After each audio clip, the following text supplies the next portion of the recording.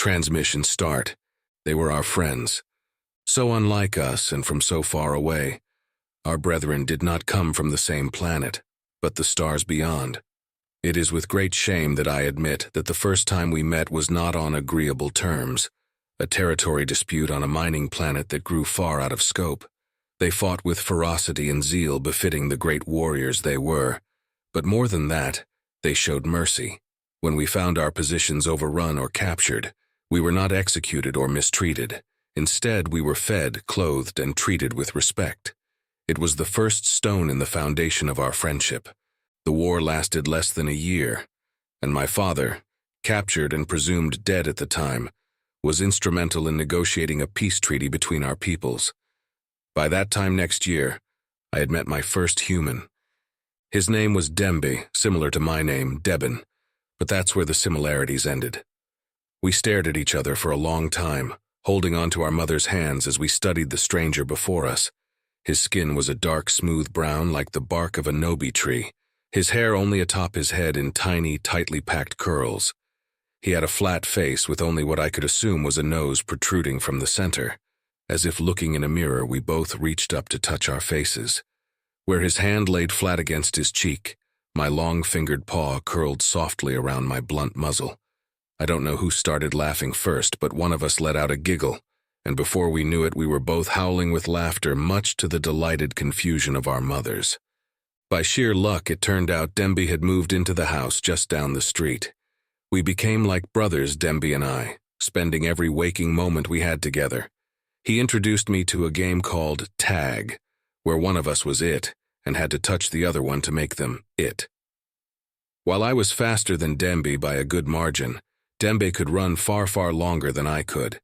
When I began to overheat and was forced to sit and panted away, Dembe would tease me from just beyond arm's reach while glistening with his body's natural coolant.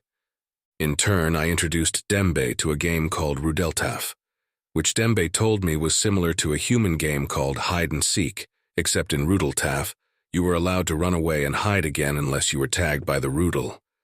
I was gleeful to discover Dembe was a natural at the game, able to find me and tag me out. There was one time I'd climbed a tree to hide. You cannot imagine the panic I felt when Dembe scaled that tree in 3 seconds flat to tag me out. However, Dembe was much better at hiding. I remember one time I had searched for him for almost an hour before walking back into my room, where he fell on me after suspending himself against the wall by the ceiling by pushing against the opposite wall with his legs.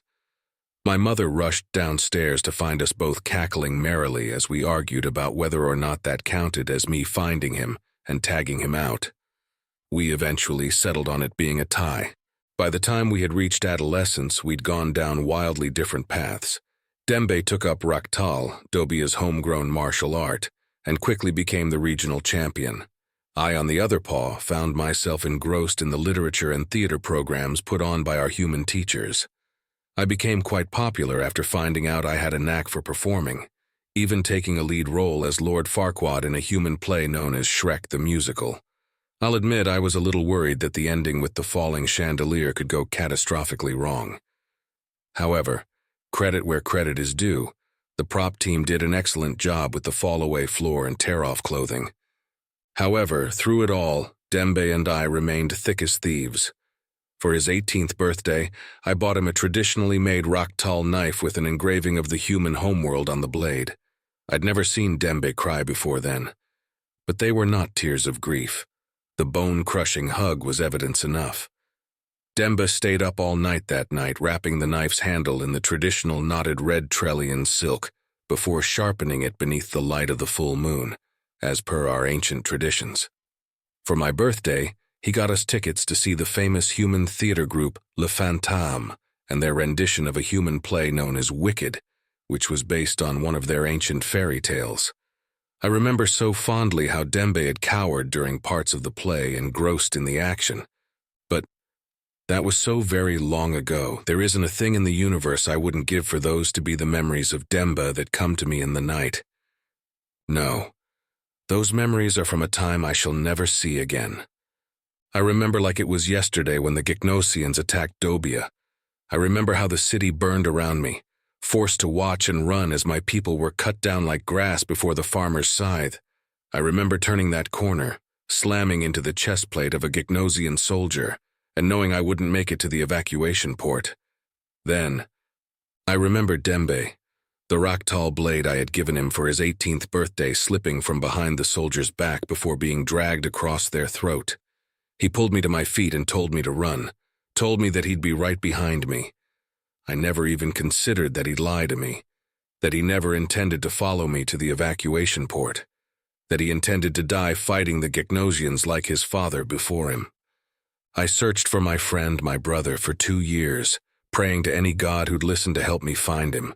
Did you know that humans have a planet entirely devoted to statues of fallen heroes? They call it Arlington, and for a large portion of their history, it was devoted almost exclusively to those who had fallen in battle in service of their armed forces. But after the Gegnosians' brutal, unprovoked attack, it changed. My brother's statue stands at the edge of a cliff overlooking a beautiful forest of Nobi trees, and there he is at peace, stoically gazing out over that beautiful forest like an onyx sentinel. I, however, am not so lucky. Thanks to you, I gave up my passions for acting and literature. Thanks to you, I have taken up the blade and incense of my forefathers. Thanks to you, I now command the Dobian Armada, the dogs of war. Thanks to you, I shall know no peace. The humans were our friends, our brethren from beyond the stars, and you killed them, enslaved their children, and destroyed their culture.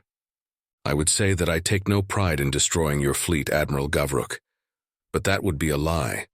The Dobian died with Dembe. I relish this opportunity to watch the mighty Gegnosian Empire falter and fail, to sink my teeth into the throat of my brother's killers. So pray to your goddess Admiral and hope against hope that she is more merciful than I. Transmission end.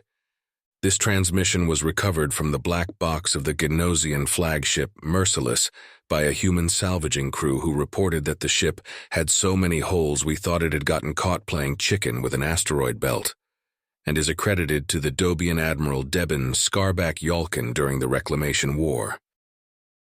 As I hastily scribbled my latest response to an unassuming diplomat, a sharp knock on my office door interrupted my diplomatic duties within the Galactic Council. My aide opened the door, but before he could even uphold decorum, 6 humans strode in uninvited, as if they owned the place. Irritated by the intrusion, I rose from my chair. There was no scheduled meeting with them, nor had I invited them. They had simply barged in. "What is this? Why have you entered my office without an invitation?" I demanded. All 6 humans turned their gaze toward the middle figure, a woman who radiated anger. Her expression was rigid, her demeanor unwavering. She stepped forward and without preamble placed a letter forcefully on my desk. Her eyes bore into mine. "This will only take a moment of your time, Ambassador," she stated coolly. I glanced at the title of the document, Declaration of War. I exhaled sharply, my annoyance deepening. "Why do you even have this?" I asked, striving to maintain composure. The woman remained firm.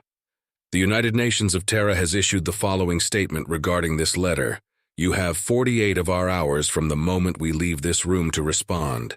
Failure to respond within that time frame will be regarded as an absence of response, and we will declare war. Failure to appropriately address the content of the letter will be considered an overtly hostile act, and we will declare war. Failure to act on the directives within the letter will result in war. Denying the letter's existence is a declaration of war," I finished for her, rolling my eyes. "Understood." I blinked, processing the ultimatum. "You still haven't answered my question. Why do you have this letter?" "It's all in the document," she replied tersely. "But in summary, you have attacked our allies. We have a binding agreement for military assistance and support to said allies. We demand an immediate ceasefire and the withdrawal of your forces from the TRAPPIST-1, Vega, and Glisa 581 systems. Failure to comply will result in war." I let out an exasperated sigh. "Those systems are on our borders, rightfully ours to take." "That is irrelevant," she countered. "This is a matter of sovereignty and alliances." I leaned back in my chair, arms crossed. "I cannot make that decision. I lack the necessary political authority and military rank."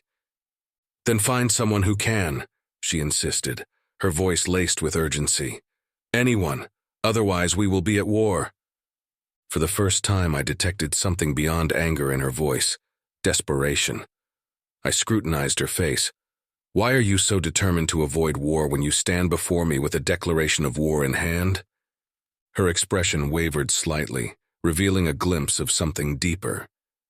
"Because this war will be brutal. It will be desperate. Civilians will die. We don't want this, but we will not hesitate to fight if forced to. Please, Ambassador, do not make us declare war against you." Her plea hung in the air between us, heavier than the words on the document before me. The weight of the moment settled on my shoulders.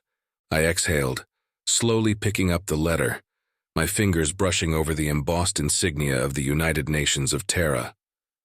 "I cannot do it. My hands are tied.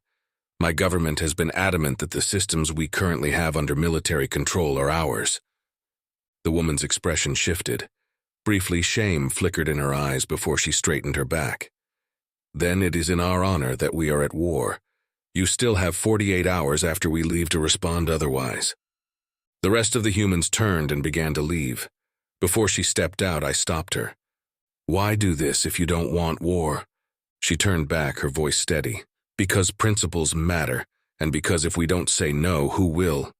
She promptly exited, leaving me alone with the letter.